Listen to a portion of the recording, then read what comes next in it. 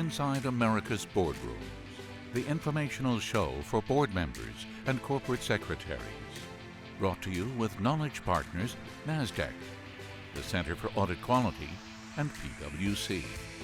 Along with content contributors Equilar, Meridian Compensation Partners, Wilson Sonsini Goodrich and Rosati, R.R. Donnelly, and the Society of Corporate Secretaries and Governance Professionals. Welcome to this edition of Inside America's Boardrooms. I'm TK Kerstetter, the CEO of Boardroom Resources, and we're shooting the show today from the NASDAQ market site here in Times Square. And we have a very interesting show today. We're going to be looking at the value of board governance. And who better to talk about that than people from the Center for Board Governance from PwC. Let me introduce my guests. First of all, to my immediate right is Mary Ann Cloyd, who's the leader of PwC's Center for Board Governance.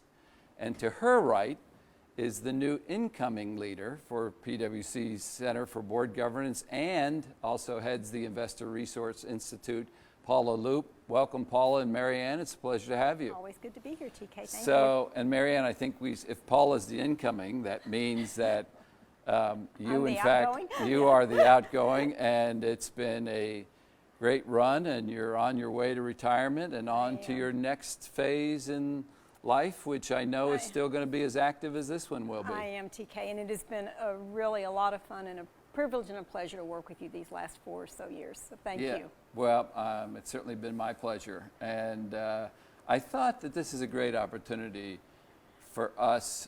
Again, the title that we want to talk about today was the value of board governance, but you've actually been in this lead position with this organization that has grown significantly. The center has made great strides. Thank you. Talk about that 4-year period, how the conversations and the trends changed from when you took this to sort of where we are today. Okay, thanks, TK. You know, and in thinking about today, it's really been interesting for me to reflect back, because I'm not sure that the topics themselves have changed as much as the way that we're discussing them and, for lack of a better term, the significance of them. So, you know, if I look back to 4 years ago, and I look back to today, and I think about even conversations I've had with directors, and I suspect some that you've had, and asking them, are you doing anything differently? This is my starting point. Are you approaching your job differently? And a lot of seasoned directors who I have tremendous respect for have said, yes, actually, they are. The way that I ask the questions and the types of questions that I'm asking in the boardroom are different. And I think we've seen that. So, you know, if you talk about topics, TK, 3-4 years ago, probably say on pay was very, very high on everybody's list, certainly with that being newer to Dodd-Frank. I mean, we still hear about it, not in the same way. Also at that time, you know, what was the old saying, that the comp committee had become as much work as the audit committee has always been. You take other topics like dialogue with shareholders. And, you know, every year in our survey, we've asked the question, or I've asked the question for the last several years, as a board member, do you have direct dialogue with shareholders? And that has certainly increased.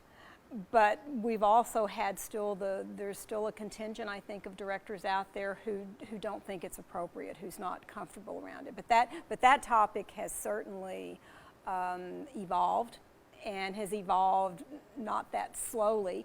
I think part of the reason it has evolved is because of the last show that you and I did, and that was on activism. So if I look at what we hear about activism, and even in the last 6 to 12 months, where that's evolved on the boardroom agenda. Risk, I mean, you know, when we ask directors what things are important to them, strategy and risk are always high on the agenda. Risk every year, but certainly in the last couple of years, and even recently, the discussion around cyber risk has taken on an even higher profile. And for me, when I think about the conversations I've had with directors, so 3 years ago, if you asked somebody, or maybe even 2, about cyber, I think their reaction and how they approached it would be very different than it was today. And the other one that comes to mind is diversity. And you and I, in the time we worked together, TK, we've talked a lot around diversity in boards, but and when I look at where that was and the way the dialogue has changed, I mean, including the interest, the very public interest that a lot of investors are showing in that today. Yeah, and I want to be clear, when you and I talk about diversity, we're talking about diversity of thought, we're talking about diversity of gender, we're talking about diversity of race. Diversity in its broadest sense. Right. And I think that's important, that you know, our reference to diversity sometimes is not quite as narrow as others are. Correct. That doesn't mean that each category isn't important in the sense of what's happening. And we've seen, again, BlackRock recently send out a letter, you know, in that issue as well. But I would agree with you, and maybe the thing that has impressed me the most that you and I have ended up spending a ton of time on during your tenure there has been the shareholder engagement stuff. It you know, about a year into your position, it really started to bubble up, and I think we've, as many times as we've done conferences and things like that, it just is there, and if people think it's going away, they're wrong. Well, and TK, you may remember it was as part of that we ended up doing the publication that we actually co-authored with Weil on directors dialoguing with shareholders. And again, it's not to advocate for or against, but was really just to give some guidance in terms of, if you're going to do this, things to think about. So Paula, you have spent those 4 years that Mary Ann was sort of building the center, actually in the trenches, okay? Right. Absolutely. You were, most of your focus was as an audit partner, so you were in there sort of wrestling around in the mud of the trenches. So take that same question, though, take that 4 years and talk about what changes you've seen, you know, in the audit committee meetings and in the board meetings relative to, you know, audits, financial reporting, cyber risk, enterprise risk management, that would sort of correspond to her 4 years. Sure. No, and absolutely, I think there has been some changes in the last 4 years. I think when I think about even the audit committee meetings that I attend, the agendas are broader, they're longer. I am sure that the audit committee members are having to do more preparation because the pre-reading is just, it's so much longer than it's ever been in the past. And so I just think there's a lot of information that the committee needs to get through. So that's definitely been, continues to be on the upswing. And even if you think about, you know, what's coming, I mean, the complexities in financial reporting are continuing. The one that's really on people's mind going forward right now is the new revenue standard that's coming out. You know, revenue being one of the most significant line items on the financial statements. I think that the SEC is going to be very concerned about how this standard gets put into place. And the standard is going to be challenging for audit committees. It's over 700 pages long. So, you know, we continue to make, it is, and we continue to make financial reporting, you know, complex, and it really is. And so I think that's, you know, been foremost on the minds of audit committee members for the last several years. The other thing I've seen them actually focusing more time on too is the whole whistleblower complaints, investigations, and even just other kind of standard compliance type activities that they now have oversight for. And for committees that hadn't dealt with, say, a significant investigation or something in the past, that is really a steep learning curve and can be a big challenge to the committee. And of course, it has broader insight for the rest of the board. So the reporting to the broader board is continuing to grow as well. Another area is cybersecurity that you mentioned. It still, in a lot of cases, resides with the audit committee, not always, but in a lot of cases still resides with the audit committee. Again, continues to be just new learnings for everyone, and something also that the broader board is very interested in. So the readouts that the audit committee chairs are now doing to the broader board are becoming more expansive and taking longer, right, just to hear what happened in the committee sessions.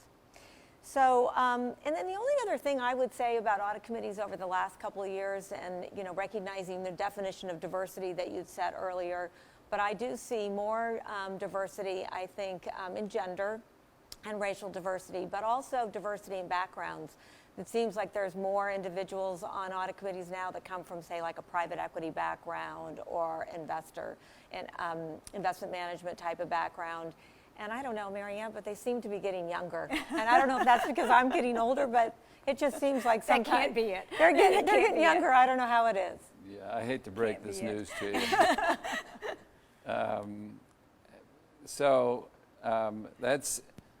That's looking past. Yes. Now, Paula, you get to Think shortly about what's carry the baton and sort of look to the future. All that we just talked about from both of you affects things like composition, Yes. okay, on that. But when you look at the issues that you think you'll be tackling in the next 4 years, what comes to mind to you from PwC's Center for Board Governance? What issues do you think are going to be coming to the plate? Yeah, and I think, I think some of the same themes are going to continue. Cyber is going to continue, right? There's going to be more breaches. I think we're going to all get smarter. I think we're going to start to learn more from each other, so companies are going to share a little bit more, and we're going to all get better at it. But I think it's going to be on the forefront no matter what we do. It's going to stay on the agenda. I agree with you around activism and shareholder engagement. I think that is definitely going to constantly be on the agenda, and we're going to be moving it, advancing it, I think, a bit, but it's going to be challenging for boards no matter how you think about it. I do think a little bit about, remember when social media first came out and everybody was really uncomfortable with social media, and now if you think about it, that's just part of every company's sort of the way they communicate with either their customers or their stakeholders. So now I do wonder if shareholder engagement is going to start to be something that every board, every company is going to have to think about. And I think once you get into that, shareholder engagement is going to require us to think a little bit more about composition, diversity and composition of boards, as you mentioned, because not everyone's going to be comfortable doing that kind of outward-facing role. Companies may want a different kind of an appearance for somebody that's doing an outward-facing role, so that where maybe diversity in appearance might come into play. Diversity in skill set, I think, will be important. So I think the change-up is coming. Makeup of the boards is going to start to get very, very interesting. So, Mary Ann, same question to you. When you look at when you look in the future and know, here are things that I know that will, we as the corporate governance industry will be talking about in the future. What comes to mind for you? Yeah, and I won't repeat because I agree with Paula completely. And I think the thing I would add to that is that what we have seen with so many governance trends, they tend to trickle down, if you will. So when you talk about activism, shareholder engagement, we've certainly seen it, TK, Paula, with a lot of other governance trends where oftentimes they will start at the biggest or the bigger and higher profile companies. Ultimately, they continue to trickle down. And so, I think to your point, Paula, I think it's, nobody's immune. Yeah. Nobody's immune. You're right.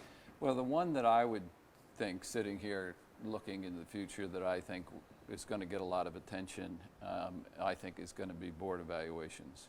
I think that that is going to be hyped up significantly, and it's going to be tied to this board refreshment issue, okay? Board refreshment is going to be something that right now it's sort of talked about. It is going to become a big issue. There is not going to be people serving 20 years on boards. You're going to see more turnover in that. That's good for diversity, opportunities. And again, if there's something, there's a lot that ties to evaluations, okay? But that to me is going to be one of the things that you guys will. And I think part of what that ties to, TK, and maybe we didn't touch on it in exact this way, but it's just the expectations of directors.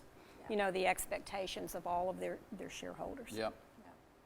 Well, Paula Loop, all we can say is good luck at this point. It's a pleasure to have you in. We'll look forward to interacting with you on future shows. I look forward to working with you. Yep, and Mary Ann, it has just been a joy. You have contributed in a very significant way to this space.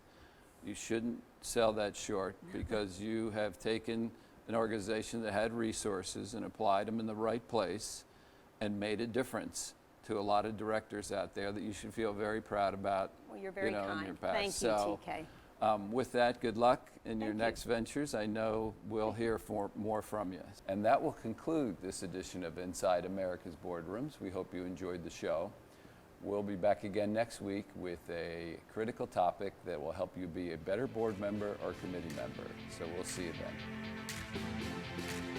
Join us again next week for Inside America's Boardrooms. Brought to you with Knowledge Partners, NASDAQ, the Center for Audit Quality, and PwC.